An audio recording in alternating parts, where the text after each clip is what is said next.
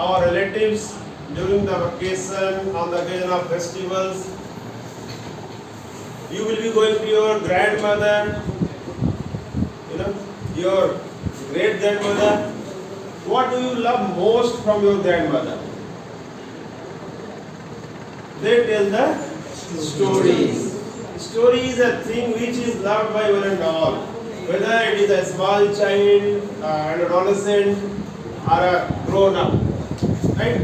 So today we are going to tell, enjoy a story. Right? And the moral of the story is, one is known by the company one keeps.